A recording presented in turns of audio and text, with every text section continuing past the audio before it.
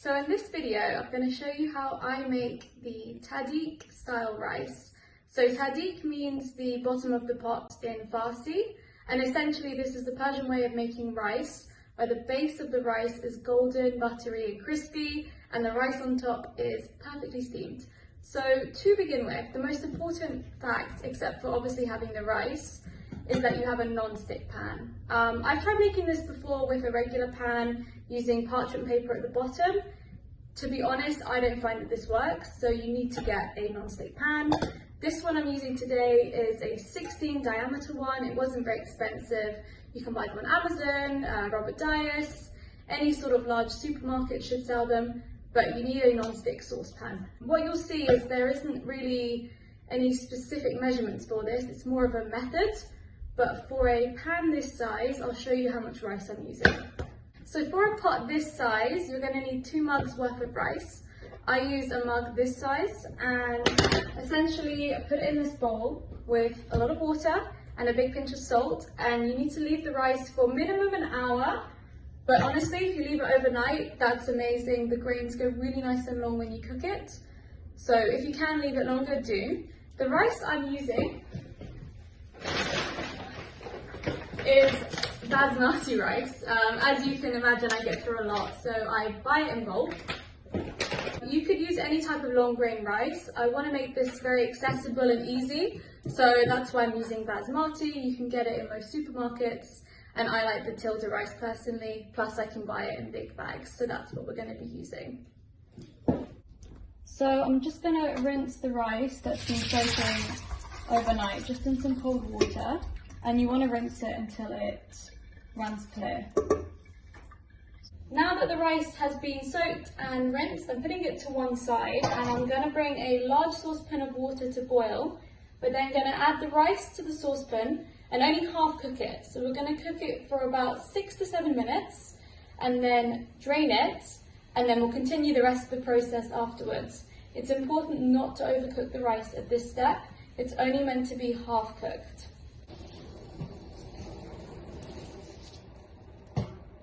So in the meantime, while the rice is part cooking, I'm going to grind some saffron in a pestle and mortar with a pinch of salt.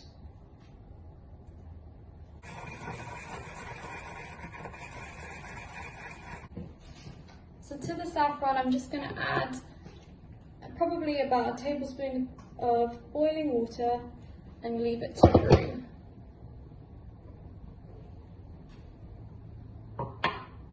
The rice has had its time, so now I'm going to drain it and rinse it with some cold water to cool the rice down, and then we're going to bring it back to finish the dish.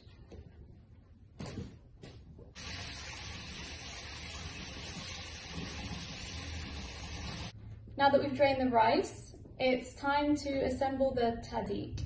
So take your non-stick pan, and I'm going to put it on a medium-high heat. So my oven goes from 0 to 9. So for me, this is 7. And to this pan, we're going to add butter, oil, and some saffron. So for the butter, I didn't measure it, but I guess this is probably around 10 grams. And then I'm going to add about 2 tablespoons of a vegetable-based oil, and just let this blend.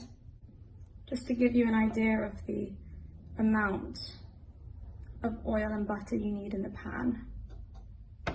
Of course, if it's a bigger pan, you're going to need more.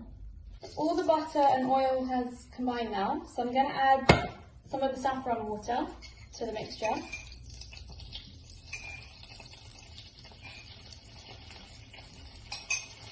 And just swirl it around so that the sides also get covered. Now to add the rice.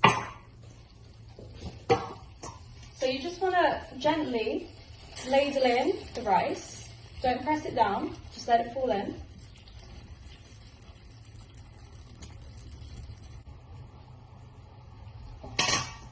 I'm just going to gently even it out.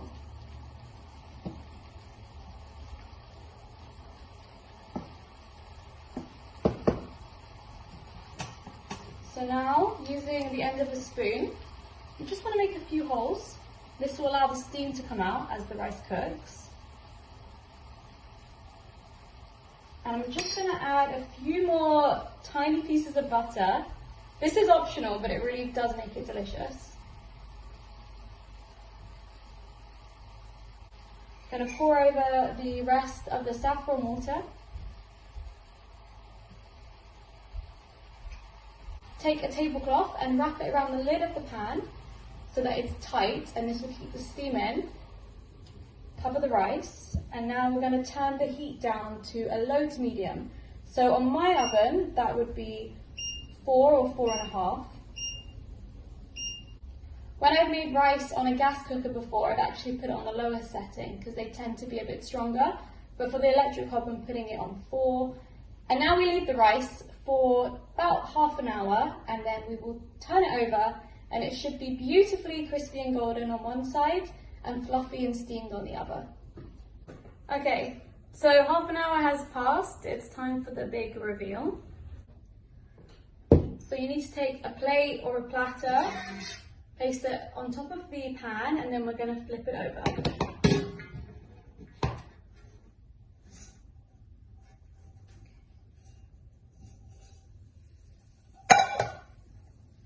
And there we go. So as you can see, the top is buttery and crispy, and the base is fluffy.